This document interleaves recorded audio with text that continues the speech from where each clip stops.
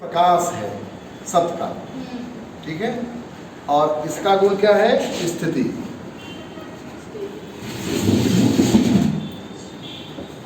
ठीक है जी। तो ये सबके अपने अपने गुण हैं। दुख भी होता है इसी की वजह से, तम की वजह से। खैर, अब हम लोग बात करते हैं कैवल्य की। तो अब ये प्रकृति और पुरुष, जैसे अब मैंने कहा कि ये सारा किसमें हुआ, किसकी वजह से हुआ? प्रकृति में। महत्व तो किसमें हुआ? प्रकृति में। कारण कौन है? प्रकृति। अब यहाँ पर प्रकृति इसका कारण बन गई, ठीक है। और ये हो गया कार्य। विज्ञान पढ़े होंगे तो आप लोग जानते होंगे, ये हो गई कार्य, ठीक है ना। काज, हाँ, और इफेक्ट जो कहते हैं इसको, ये कारण हो गई। लेकिन पुरुष इस कार्य कारण से मुक्त है। तो अगर मैं इसको एक्सप्लेन इसलिए कर रहा हूँ कि ये आपके मन में ये सवाल एक आध्यात्मिक मतलब विषय का अध्येता, खासकर योग सूत्र का अध्येता होने की वजह से ये उठना चाहिए कि क्या इसमें भी अशुद्धि होती है जब ये कार्य कारण से मुक्त। कोई पूछ दे, मान लो वाइवा तुम्हारा हो रहा, अब तुम एक अच्छे विद्यार्थी हो, मैं ही हूँ वाइवा मान लो, तो तुमसे पूछ दो कि क्या पुरुष जो तुम कैवल्य से क्या समझते हो, तो आप कहते हो कि प्रकृति और पुरुष की समान भाव से शुद्धि जो लिखा है इसमें। तो फिर मैं पूछूंगा कि क्या पुरुष भी अशुद्ध होता है, तो क्या बोलोगे? पुरुष अशुद्ध नहीं होता है। हाँ, वैसे तो नहीं होगा, लेकिन अगर हम उसको महत्व तत्व की नज़र या जब हम अस्मिता उस स्टेट में देखेंगे तो हमें उन दोनों में अशुद्धता दिखेगी, लेकिन पुरुष में कोई प्योरिटी उसको इंडिपेंडेंट देखेंगे तो प्योर अशुद्ध है, तो वो रहेगा। और यदि मिलावट में देखेंगे, मिक्स में देखेंगे तब नहीं। ये प्रश्न अब बताओ, पढ़े तो हैं आप, लेकिन देखो अभी तुम लोग मतलब बोध में नहीं आया इसलिए ऐसे बोल रहे हो। इन दोनों का योग क्यों हुआ? इन दोनों का योग क्यों हुआ? इनके योग से ही दुख हुआ, ये तो पता है तुम्हें। हेतु तो यही है ना, दोनों का योग। और उस योग का हेतु क्या है? अविद्या। अब यहाँ तुमको जवाब देना चाहिए, अविद्या। अविद्या के कारण ऐसा लगता है कि पुरुष में दोष है, अन्यथा ज्ञान हो जाने पर या अविद्या टूट जाए, ग्रंथि टूट जाए, आपको सत्य में सत्य दिखाई दे, ठीक है, पवित्र में पवित्र दिखाई दे, आत्म में आत्म दिखाई दे, दुख में दुख दिखाई दे, तो फिर पुरुष कभी भी, चूंकि ये कार्य कारण से मुक्त है, तो ये दोष युक्त तो हो ही नहीं सकता। ये इसका रियल उत्तर बनता है, ठीक है कि नहीं। लेकिन अभी चूंकि ये लिखा भी है इसमें कि समान भाव से शुद्धि होती है तो कैवल्य होता है। समान भाव से, अब जैसे मैं एक बात पूछूं कि जैसे सूर्य का प्रकाश है, तो सूर्य का प्रकाश है या हवा है, ठीक है। आप जो अपने नाक से हवा लेती हैं वही हवा हो सकता है बहुत गंदी जगह से होके आ रहा हो, नाले से होके आ रहा हो। क्या हवा अशुद्ध हुआ? क्या सूर्य का प्रकाश अशुद्ध हुआ? अशुद्ध की जगह होने पर भी उस अशुद्धि का स्पर्श उसे नहीं होता है, लेकिन उस प्रकाश की उपस्थिति में ही उसकी अशुद्धि भी देखते हैं। यस, ठीक ऐसे ही है। जैसे बिजली है, अब बिजली पंखे से हवा दे रही है, एसी से ठंडक दे रही है, हीटर से गर्मी दे रही है, तो हीटर उसके कार्य बदल रहे हैं, लेकिन क्या बिजली बदल रही है? क्या कि आप कहें कि हीटर वाली बिजली अलग है, तो समान है। हाँ, तो ऐसे ही एक दुष्टात्मा में जो पुरुष है और एक परमात्मा में जो कहते हैं सदात्मा में, महात्मा में जो पुरुष है, पुरुष एक ही है, लेकिन दुष्टात्मा और महात्मा शरीर से आते हैं। इसीलिए एक प्रश्न उठता है, जो लोग कहते हैं कि जाति का अर्थ जन्म होता है। ये एक हम लोग के शास्त्रों को लेके बहुत बड़ी गलती हुई है कि उसको हम लोग जातियों में ब्राह्मण, क्षत्रिय, शूद्र, वैश्य में बांट दिए। वो कहते हैं कि जन्मना जायते शूद्र, जन्म से हर व्यक्ति शूद्र होता है। अब लोग शूद्र का मतलब क्या? वो देह होता है, सिर्फ पेशाब करता है, भूख लगता है तो रोता है, टट्टी करता है, यही करता है ना, उसको कोई ज्ञान नहीं। लेकिन जब उसको संस्कार दिया जाता है तब वो द्विज होता है, और जब वो ब्रह्म को जानता है तब वो ब्राह्मण होता है। ब्रह्म को जो जाने वो ब्राह्मण, ऐसा मतलब ये शास्त्र है। लेकिन यहाँ पर क्या होगा कि नहीं, ब्राह्मण के यहाँ जन्म ले लिया आपने, भले ही पूरे समय आप व्यापार करिए या मांस बेचिए तो आप बाबा जी ही कहलाएंगे, ऐसा नहीं है। ब्रह्म जाने थी ब्राह्मण। तो ये सब चीज़ों की ज़रूरत है समाज को बताने की, समाज को तोड़ने का काम किया जो आक्रांता है यहाँ आकर के, कैसे लोगों को विभेद किया जाएगा। तो फूट डालो और नीति करो, आपस में झगड़ोगे तभी तो आपके पड़ोसी को लाभ होगा, तभी तो आप प्रशासन करना आसान होगा। अगर आप एकता के सूत्र में बंध गए तो फिर कौन आपको हरा सकता है? कहते हैं मुट्ठी ये जब आपके एकता में शक्ति शक्ति है, और 5 उंगलियां फैला दो तो कोई तोड़ देगा एक एक करके, है ना? ये स्थिति तोड़ा गया एक एक, जबकि ये था नहीं। तो मैंने कहा ये बात क्या होगी प्रियल, है ना? ये पुरुष दो, लेकिन लिखा गया है कि समान भाव से शुद्धि, क्योंकि नहीं, क्योंकि देखो जब क्रिया हुई प्रकृति में, जब क्रिया हुई तो तुम क्रिया से ही तो अभी जैसे योग आप पढ़ रहे हो, तो आप पढ़ किससे रहे हो? प्रकृति के विकार से। आप ये प्रकृति जो शुद्ध प्रकृति है ये तो योग नहीं पढ़ाएगी, न पढ़ाएगी न पढ़ेगी, क्योंकि इसमें क्रिया होगी ही नहीं। ठीक है, तो क्रिया हुई है इसकी सन्निधि से, तो जो महत तत्व बना है, अभी तो आप महत तत्व क्या, अभी तो आप यहाँ खड़े हो, अभी तो आप कलेक्टिव कॉन्शियसनेस पर भी नहीं है। ठीक है, आप तो अभी इंडिविजुअल संस्कारों के कॉन्शियसनेस पर हो, अपनी अविद्या वाला कॉन्शियसनेस लेके आप आए हो इस शरीर में, कि पिछले जन्म में ये भोग शेष रह गया था तो इस जन्म में वो चीजें भोगने आ गए हो। तो अभी तो आप यहाँ खड़े हो, और बात कहाँ की जा रही है? यहाँ की। यहाँ ना, यहाँ पर आता है सर्वज्ञता, सर्वज्ञता और स्वामित्व। ये बात मैं रिपीट तो नहीं है, लेकिन ये इन लोगों के लिए कह रहा हूं कि केवल ये समझ रहे हैं। तो यहाँ तो पूरी तरीके से आप परतंत्र हो, अहंकार के गुलाम हो आप, क्यों सर? और अभी पूरी जानकारी यहीं से यहीं तक की चल रही है, इधर की बात ही नहीं हो रही है ना? तो ये स्वामित्व जब तक नहीं आएगा, नहीं जब तक चित्त निरुद्ध नहीं होगा, तब तक वृत्तियों की वृत्ति बनेगी। तो कुल मिला के कैवल्य मतलब प्रकृति और पुरुष की समान भाव से शुद्धि लिख सकते हैं, लेकिन स्पष्टीकरण में आप देख सकते हो यद्यपि पुरुष कभी अशुद्ध नहीं होता, क्योंकि कार्य कारण अशुद्धि तो तब हो जब कार्य कारण में शामिल हो, कार्य कारण से मुक्त रखा गया। अब ये जब जो लिखेगा उसका विशेष हो जाएगा उत्तर, और जो नहीं लिखेगा उसको कहा भाई सुपरफिशियल लेवल पे जानता है। जी बोलिए।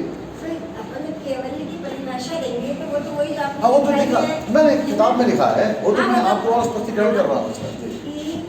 प्रकृति और पुरुष की समान रूप से शुद्धि हाँ, नहीं yes, केवल्य होता है। yes, yes. तो हम ये मान सकते हैं कि पुरुष तो स्वतः शुद्ध है और प्रकृति जो है वो अशुद्ध है। नहीं, जब वो अशुद्ध शुद्ध होकर पुरुष प्रकृति अशुद्धता होती है जब पुरुष का उस पर इफेक्ट पड़ता है। हाँ, इफेक्ट से होता है, अशुद्ध वो भी नहीं होती। प्रकृति देखिए, प्रकृति कुछ नहीं, आप प्रकृति में भी नहीं हो, आप तो विकृति में हो।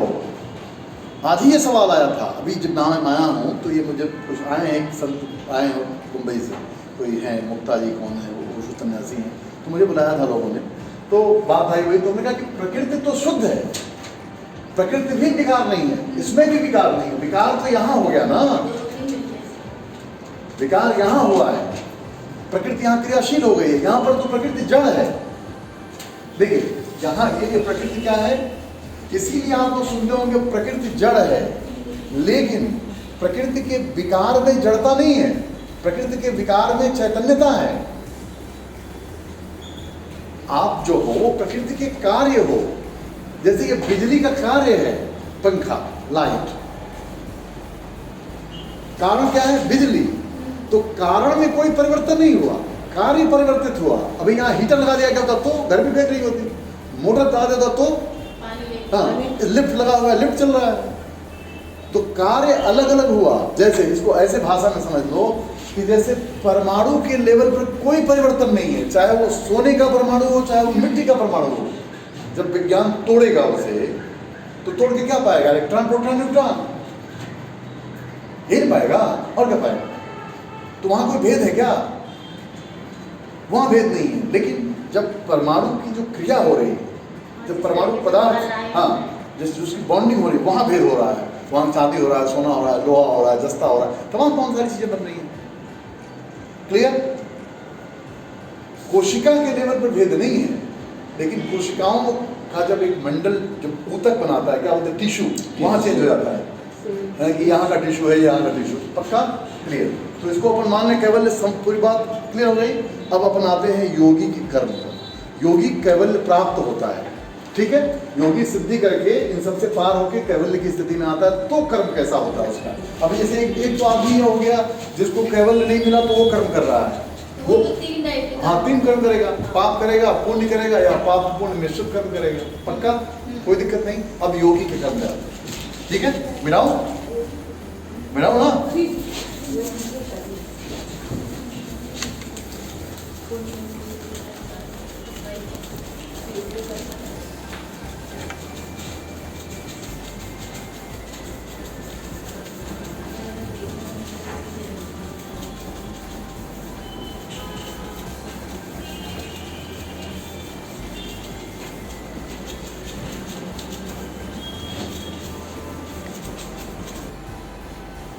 है ना, जैसे बच्चा शरीर से देह है तो वो शरीर का कर्म कर रहा है अपना, जो कहते हैं जन्मना जाते शूद्र, ठीक है, उसको किसी चीज़ का पता नहीं है।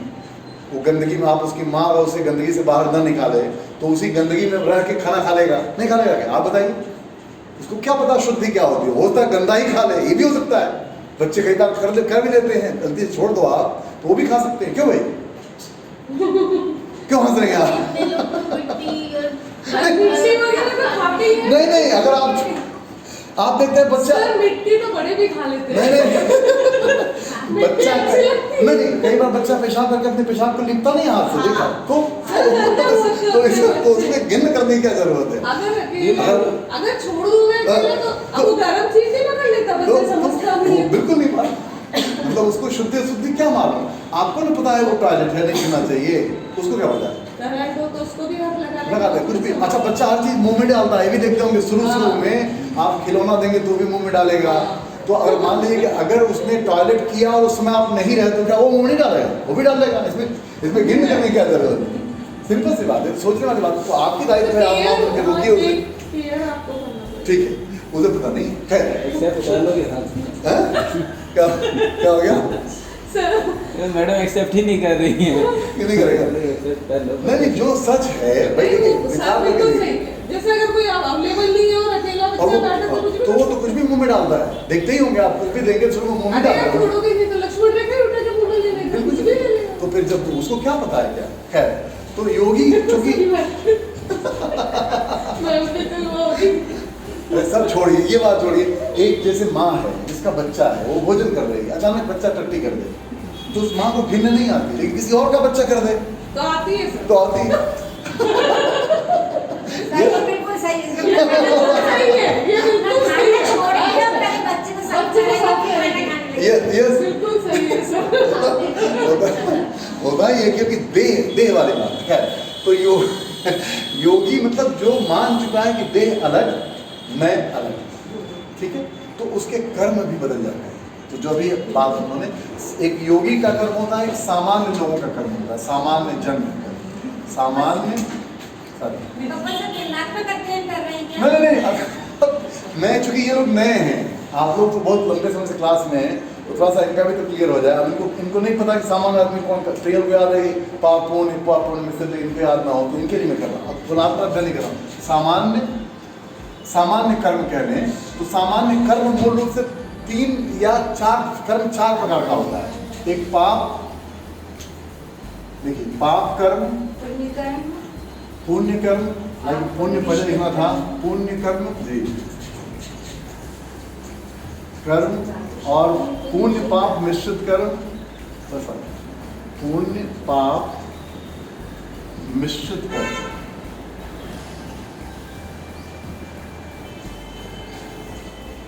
एक कर्म और एक कर्म होता है पुण्य पाप से मुक्त कर्म। यस, चौथा तो कृष्ण शुक्ल हाँ, और कृष्ण दोनों से पुण्य पाप से मुक्त कर्म।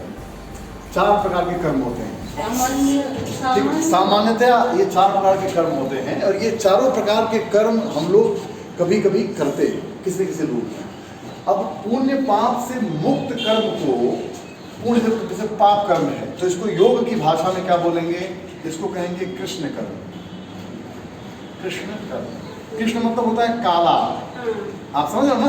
कृष्ण पक्ष, हाँ, कृष्ण पक्ष, शुक्ल पक्ष पढ़ते हैं अपन, ठीक है। कृष्ण का मतलब होता है काला, ठीक है। पुण्य का मतलब होता है शुक्ल कर्म।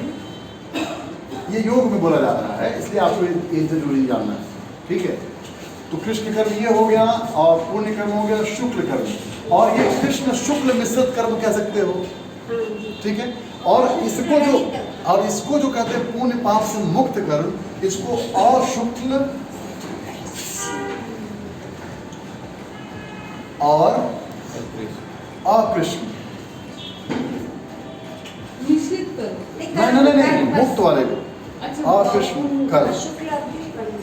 चूंकि मैंने समझाया आपको कि पाप कर्म कृष्ण कर्म, ठीक है, पुण्य कर्म शुक्ल कर्म। अरे भाई ऐसे सुनो, ये योग की भाषा में ये इस शास्त्र के रूप में कहना है, आप जान लो, नहीं तो दिक्कत होगी। पाप कर्म मतलब कृष्ण मतलब काला भी समझ लें, काला कर्म मतलब पाप कर्म। अब याद करने के लिए इतना समझ, ये भी कह भाषा आप लोगों का कॉम्बिनेशन बन जाएगा। शुक्ल कर्म मतलब पुण्य कर्म, ठीक है। और एक हो गया पुण्य पाप मिश्रित कर्म, मतलब शुक्ल और पुण्य शुक्ल और कृष्ण मिश्रित। और एक हो गया जो पुण्य पाप से मुक्त, उसको अशुक्ल अकृष्ण करते हैं, ठीक है। यही कर्म योगी करता है, यही योगी करता है। आखिरी बार हाँ, और शुक्ल और अकृष्ण।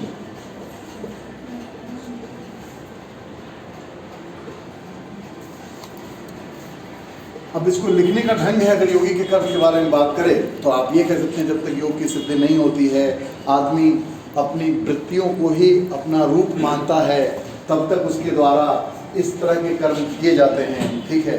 लेकिन जब योग अष्टांग योग का अभ्यास करते हुए या क्रिया योग का अभ्यास करते हुए विवेक जनित ज्ञान की प्राप्ति होती है, जिसमें प्रकृति और पुरुष के मन समान भाव से शुद्ध होने का पता होता है और कैवल्य की अनुभूति होती है, तो योगी का जो कर्म होता है वह इस प्रकार के बंधनों से मुक्त हो जाता है। क्योंकि योगी ये सारे कर्म प्रकृति में होते हैं और योगी प्रकृति से मुक्त अपने अवस्था में रहता है, इसलिए इन सारे कर्मों से मुक्त होता है, या योगी किसी कर्म बंधन में नहीं होता। अब ये सारे कर्म बांधते हैं कौन कर्म?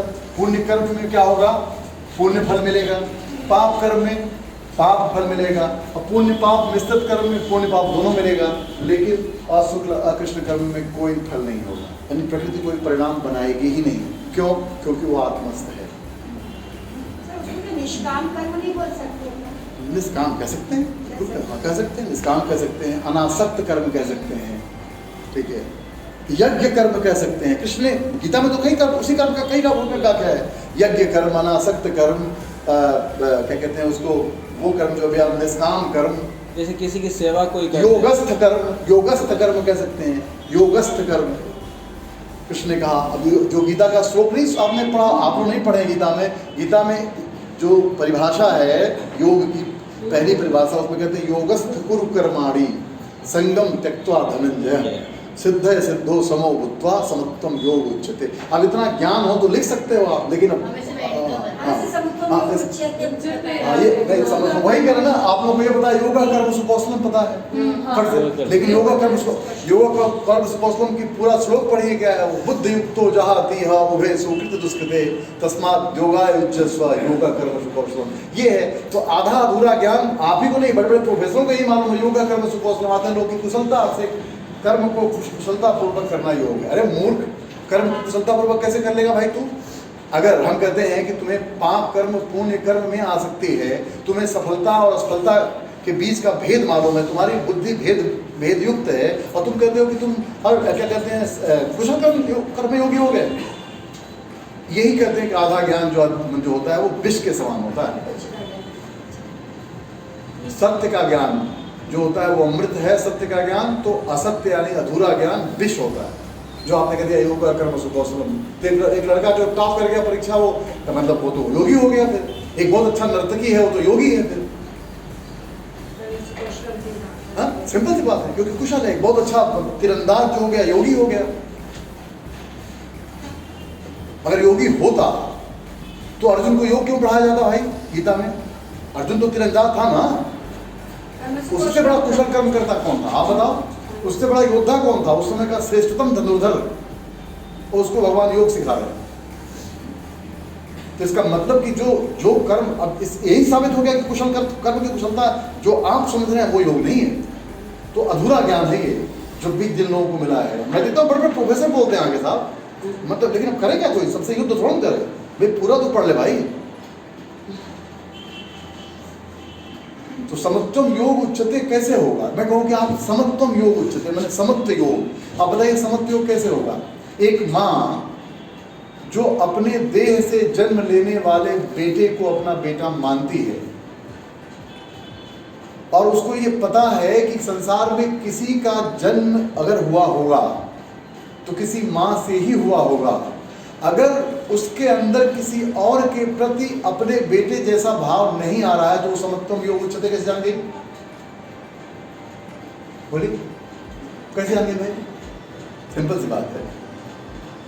जिस समय समत्वम योग उच्चते का ज्ञान द्रौपदी को नहीं था, जब तक द्रौपदी देह में थी तब तक वही द्रौपदी क्या कहती है दुर्योधन को, जो कहते हैं महाभारत की जड़ है कि अंधे का पुत्र अंधाई होता है। तो इस पर दुर्योधन को इतना क्रोध आया कि भरी सभा में मैं तेरी इसका बदला लूंगा। इसे कहते हैं कि सोच समझ के बोलना चाहिए। और वही द्रौपदी जब उसके 5 पुत्रों की हत्या अश्वत्थामा कर देता है और अश्वत्थामा को पकड़ करके उसके रो रही है और उसके सामने पेश किया जाता है कि देखो ये तुम्हारे 5 पुत्रों का हत्यारा है, तो वो अपने पुत्र की पीड़ा भूल करके अश्वत्थामा की माँ को याद करती है कि जिस तरह से मैं अपने पुत्र के वियोग में तड़प रही हूं, अगर इसको मार दिया गया तो इसकी माँ भी ऐसे ही कष्ट को भोगेगी। तो अपने पतियों से कहती है कि माँ को पुत्र खोने का क्या कष्ट होता है ये तुमको क्या पता, ये हम जानती हैं, हम माएँ जानती हैं। इसलिए किसी भी नारी को अपने पुत्र खोने का दुख न हो, इसलिए मैं अपने पुत्र के हत्यारे होने के बाद भी इसे माफ करती हूँ, क्योंकि इसकी माँ को दुख वो न हो जो मैं भोग रही हूँ। ये है समत्वम योग उच्चते। और यहाँ आपके यहाँ क्या होगा? आपके कानून में चाहे कितना भी समत्वम योग उच्चते पढ़ लीजिए, यही होगा। तो फिर ये समत्वम योग उच्चते इतना आसान है क्या? आजकल के जो लोग पढ़ते हैं वही ना, शिकारी आएगा दाना डालेगा जाल बिछाएगा, बचना नहीं, सब फंस जाते हैं। तो ये स्थिति है। योग आज भी बहुत बहुत भ्रामक स्थिति में खड़ा है समाज में, जिसके लिए मैं बहुत संघर्ष भी कर रहा हूँ। और आप लोग चूंकि मेरे विद्यार्थी हैं इसलिए उस संघर्ष में मेरे सहभागी आप लोगों को होना चाहिए, क्योंकि मनुष्य को मनुष्य बनाने का कोई शास्त्र है, जैसे अभी आप देख रहे हैं सामाजिक विकास उस पर अपना रहे हैं। तो अब अपन योगी का इतना समझा देने के बाद मेरे ख्याल से किताब से आप लोग पढ़ लेंगे शुक्ल आकृष्ट कर्म करता है। क्यों करता है? क्योंकि वो समत्वम योग, आप उसमें ये डाल सकते हो, वो कर्म करने में कुशल है, ये भी लिख सकते हो योगा कर्म सुकौशलम। क्यों? क्योंकि वो किसी भी तरह के परिणाम का आकांक्षी नहीं है, उसकी विषम बुद्धि नहीं है। विषम बुद्धि के साथ योग की सिद्धि नहीं होगी, ध्यान लिखित रखिएगा। ओबेसिटी दूर करने के लिए योग नहीं बना है, लेकिन उसी के लिए योग किया जा रहा है, फिटनेस के लिए योग किया जा रहा है। लोग करो भाई, क्या करें हम? योग बना है स्वरूपस्थ होने के लिए। शरीर मैंने कहा ना कि जांतर जो आपके भोग हैं, जन्म आयु और भोग के चक्र को तोड़ने के लिए योग है। ठीक है, अब अंतिम पर आए सामाजिक क्योंकि समय आप लोगों का हो ही रहा होगा, थोड़ा उसको अपन देख लेते हैं, है ना? तो इसको मिटा दें। क्यों प्रिय, कोई सवाल तो नहीं है किसी के मन में इस चीज को लेके? अब तुम कर्म से ही फिर शरीर को पाओगी या फिर शरीर से मुक्त हो जाओगी। 2 स्थिति होगी, जन्म या तो जन्म पाओगी या जन्म आयु और भोग के चक्र को तोड़ दोगी कैवल्य को पाकर। तो तुम जब कैवल्य को पाकर तोड़ोगी तो तुम्हारा कर्म कैसा होगा? अशुक्ल और अकृष्ण, जिसमें कोई आकांक्षा नहीं होगी, कोई बंधन नहीं होगा। तो ये इस टाइप की जो एक्शन है ये मुझे हमेशा से अब तुम ये सुन करके समझ करके तुम्हें ऐसा नहीं होगा। जैसे अभी हमने कहा समत्वम योग उच्चते पढ़ लेने से समत्व भाव नहीं पैदा होगा। चाहे कितनी बार आपको रटाया जाए, कितनी बार अभ्यास कराया जाए, जाओगे फिर तो तुम्हारी मम्मी ही रहेंगी। ठीक है ना? सिंपल सी बात है ना? तुम उनकी बेटी रहोगी। ठीक है, लेकिन एक जैसे मैंने अभी द्रौपदी की बात की कि द्रौपदी का परिवर्तन देखो कि उसके बेटे को मारने वाला उसके सामने लाया गया है, कृष्ण मौजूद हैं, सारे पति मौजूद हैं और वो कह रहे हैं कि आप जो कहो इसको दंड दिया जाए। तो कहती है कि इसके माँ को दुख मेरे जैसा ना हो, इसलिए मैं इसे माफ करती हूँ। तो क्या ऐसी स्थिति किसी की हो सकती है? इतना आसान तो नहीं है। तो ऐसी स्थिति होती है समत्वम योग उच्चते में, उसे माँ दिख रही है। ऐसी स्थिति में जियो और जीने दो। महावीर कहते हैं कि जियो और जीने दो, कि जो अच्छा अभी आपके जीवन पर कोई खतरा मर रहा है तो आप अपने बॉडी को सेव करने के लिए पूरा माइंड लगेगा नहीं लगेगा? आपका ही माइंड नहीं, एक चींटी का भी माइंड उसके जीवन पर खतरा है तो वैसे ही लगेगा जैसे आपका लगता है उसके सामर्थ्य से। तो आप उस चींटी को भी अपने ही जीवन जैसा मूल्यवान समझने लगोगे, तो कोशिश करोगे कि बचाओ इसे। ऐसी स्थिति होगी। ऐसे खाना बनाते कुछ कीड़ा गिर जाता है तो धीरे से हटा देते हैं कि हट जाओ। ये सब बिल्कुल बिल्कुल पानी ऐसी डाल देते स्थिति हैं होगी। उसमें। फिर आप सब में जीवन आप देखोगे ये और सबकी रक्षा करोगे। बहुत को सीधा ठीक है, अब अपन थोड़ा सामाजिक पे आते हैं। देखो ये कर्म अशुक्ल अकृष्ण कर्म किया नहीं जाता, ये होता है एक स्थिति में जाने के बाद। जब तुम फिर कर्म करके कर नहीं सकते ऐसा जब तक आपको अपने स्वरूप का बोध नहीं होगा, जब तक आपको अपने चैतन्य होने का बोध, जब तक आपको अपने देह का पता है, लिंग का पता है, देह से होने वाले लाभ हानि का पता है, तब तक आप अशुक्ल और कृष्ण कर्म नहीं करोगे, तब तक आप बुद्धियुक्त नहीं होगे। जो बुद्धियुक्त हो जहाती है उभे सुकृत दुष्कृते, मैंने सुकृत और दुष्कृत के प्रति एक जैसे नहीं हो सकते, तब तक नहीं हो सकते। ठीक है, वो तो तब होगा जब तुम अपने स्वरूप में स्थित हो जाओ, तब नहीं योगी होगे। अबे तो अपन भोगी देखने को पूर्ण रूप से, चाहे पुण्य भोग रहे हो चाहे पाप भोग रहे हो, है ना ऐसा।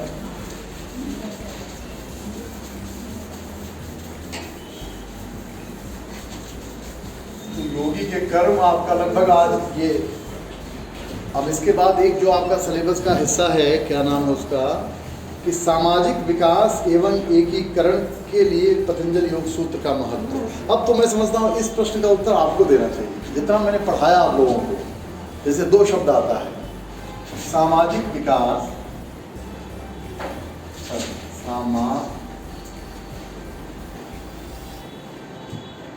विकास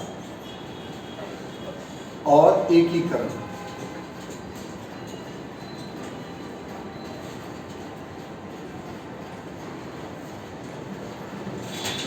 में पतंजलि योग सूत्र का महत्व। मुझे लगता है कि इस प्रश्न के बारे में मुझे कुछ बोलने से पहले आप लोगों को ही बोलना चाहिए, क्योंकि सामाजिक विकास और एकीकरण तभी हो सकता है क्योंकि आप शारीरिक स्तर पर इस बोध में नहीं आ सकते। ना आपका सामाजिक विकास होगा और न ही समाज की जो सबसे छोटी इकाई है परिवार है। ठीक है, परिवार एक कहावत है सामाजिक विकास में, आप लोगों ने भी सुनी हो कि अगर आपके मोहल्ले को लाभ हो रहा हो, शुरुआत और थोड़ा छोटे से करते हैं, कि परिवार के सुख के लिए व्यक्तिगत सुख का त्याग करना चाहिए। करना चाहिए नहीं, किया जाता है। क्या आता है ना, क्या ही आता है। ठीक है, ये है सामाजिक विकास। जैसे अभी आप कुछ लोग ऐसे हैं जो व्यक्तिगत सुख का ही ध्यान देते हैं, तो वो लोग कभी भी परिवार का निर्माण नहीं कर पाते। ऐसी बहू जिसे व्यक्तिगत सुख का ध्यान हो, वो शायद अपने सास और ससुर को वृद्धाश्रम भेज देगी। बेटा पैसे वाला अच्छे पैकेज पर होगा तो कहेगा ठीक है, कितना आएगा खर्चा, 25,000 30,000 दे दो मम्मी पापा को, वहीं बिठा दो। क्यों? क्योंकि उनको खांसी भी आ सकती है और रात को आवाज़ भी लगा सकते हैं, कई तरह की दिक्कतें उनसे हो सकती हैं, है ना। तो सामाजिक विकास नहीं होगा आपका। और आज देखिए, आज लगातार ऐसा हो रहा है विदेशों में की बात हम लोग करते जरूर हैं, उनकी संस्कृति, उनके यहाँ सामाजिक, अटल बिहारी वाजपेयी यूनियन में गए थे तो एक सवाल उठा था कि भारत में भी वृद्धों के लिए वृद्धाश्रम होना चाहिए। तो उन्होंने कहा था कि भारत में वृद्धाश्रम की आवश्यकता इसलिए नहीं है कि भारत का हर घर वृद्धाश्रम है जहाँ वृद्ध अलग नहीं किए जा सकते। आप लोगों जैसा नहीं है कि पति तो आप साथ रहे और तो बच्चे भी छोड़ के जाए तो बच्चा सरकार पाल रही है। हम लोग उनका उदाहरण देते हैं, आपको पता नहीं है वहाँ के स्कूलों की कहानी क्या है। वहाँ स्कूल की शिक्षा फ्री क्यों है? स्कूल में क्यों बच्चों को फ्री पढ़ाया जाता है? क्योंकि माता पिता ही नहीं है। जब तक दिल मिला, मन मिला, साथ रहे, बच्चा हो गया। बच्चा तो बायोलॉजिकल प्रोसेस है, स्त्री पुरुष मिलेंगे बच्चा हो जाएगा, जिम्मेदारी है नहीं। अब पता चला कि अब नहीं बन रही है तो चलो जिससे बन रही है तुम उसके यहाँ डेटिंग करो, मैं उसके यहाँ डेटिंग करती हूँ। वहाँ माँ बाप ही नहीं, तो सरकार को माँ बाप का रोल प्ले करना पड़ता है। आपको ये जान के हैरत होगी, आप लोग जो स्कूल टीचर है, जो स्कूल से जुड़ी हैं, मेरे एक मित्र थे जो वहाँ मैंने लंबे समय मैंने थे, वो प्रधानाचार्य थे, उनके बड़े भैया की बात करते थे। उन्होंने कहा था यूएस में रहते थे, बहुत बड़े लेवल की कंपनी के डायरेक्टर थे, और अपने पत्नी को कहा था कि बच्ची को किसी भी पार्टी में जाने मत देना। एक दिन बच्ची 12-13 साल की हो गई थी तो अपने माँ से जिद करके किसी दोस्त के यहाँ पार्टी में चली गई। तो उसके बाद वो जब आए पूछे कहाँ है, तो कहते हैं कि वो तो नहीं मानी, चली गई, बगल में ही गई है, कहीं दूर नहीं गई है। तो उन्होंने कहा कि पैकिंग करो, आज के बाद हम इंडिया चल रहे हैं, हम यहाँ की नौकरी छोड़ रहे हैं। और उसी दिन सब पैकिंग करके वो इंडिया से यहाँ आ गए। क्योंकि वहाँ की कहानी ये है कि वहाँ के हर स्कूल में एवाल्यूएशन सेंटर होता है। पढ़े होंगे आप लोग, ऐसा नहीं? क्योंकि 13 साल की बच्ची भी अगर माँ बन सकती है, नहीं बन सकती क्या? माँ बनने के लिए कोई बुद्धिमान होना 25 साल की एज तो नहीं चाहिए। और 13 साल की बच्ची, 12 साल की बच्ची अगर माँ बने तो उसकी क्या स्थिति होगी, उसके स्वास्थ्य का क्या हालत होगा, आप सोचो। तो ये है वो देश जिसकी बड़ी गहरी होता है कि हमारा बेटा यूएस में है, हमारी बेटी यूएस जा रही है, फलाना ढिमकाना। ये है वहाँ की कहानी, ये है वहाँ का कल्चर। तो जो बात आती है वो सामाजिक विकास का मतलब कि व्यक्तिगत, हाँ ठीक है, सबसे जो छोटी इकाई परिवार है, उस परिवार के लिए अपने सुखों का त्याग। और उनके यहाँ क्या है? अपने सुखों के लिए परिवार का त्याग। पत्नी का त्याग कर दो, बच्चे का त्याग कर दो, सरकार पढ़ाएगी, सरकार पालेगी, ठीक है। तो समाज क्या है? समाज वहाँ का। और यहाँ पर क्या हुआ? अपने देखिए साहब, थोड़ा सा हिट दूँ कि आप व्यक्तिगत सुख के लिए, मतलब व्यक्तिगत सुख का त्याग परिवार के लिए करें, ठीक है। ये बात हो गई, करते ही हम लोग। अब बात आती है मोहल्ले की या गांव की। तो गांव के हित के लिए परिवार के हित का त्याग करें, यह है सामाजिक विकास, ठीक है। ऐसा नहीं कि मेरा परिवार ही आगे हो, जबकि वो हुआ नहीं है मूल रूप से।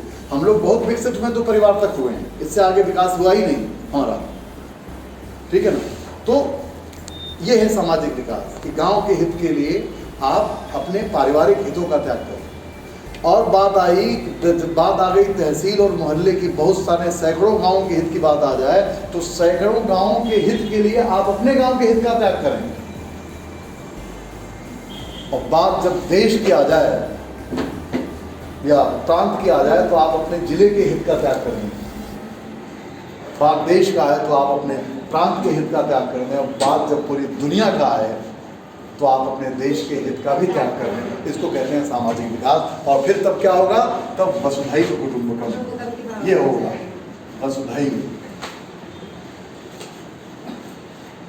कुटुंबकम, इसको आप लोग कोड भी कर सकते हो, कुटुंबकम। ये है सबसे अपने भारत का सामाजिक विकास का दुनिया को दिया हुआ सबसे बड़ा सूत्र है ये, कि जहाँ पूरी वसुधा आपके अपने कुटुंब जैसा दिखा। वसुधा मतलब क्या?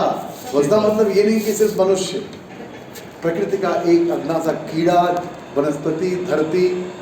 अगर आज वसुधैव कुटुंबकम का भाव होता तो यूक्रेन और रूस लड़ नहीं रहे होते, जापान पर एटॉमिक मतलब बम नहीं गिराया गया होता।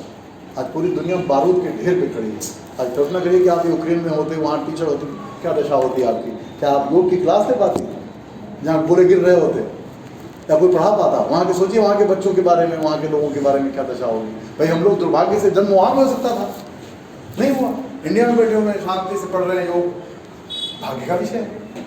यूक्रेन में भी हम हो सकते थे, रूस में भी हो सकते थे, नहीं इंडिया में है। और इंडिया पर भी कोई ऐसे अटैक हो जाए, इंडिया नहीं करते तो यहाँ भी बोले बम गिरने लगे, स्कूल बंद हो जाएंगे, लाइट बंद हो जाएगा। तो एक बात क्या है, तो ऐसे सामाजिक विकास है। और एकीकरण जब भी होगा आत्मिक आधार पर होगा, आत्मज्ञान से होगा, नहीं तो फिजिकल लेवल पर, मेंटल लेवल पर एकीकरण होता ही नहीं। ठीक है। बाकी आप लोगों का कोर्स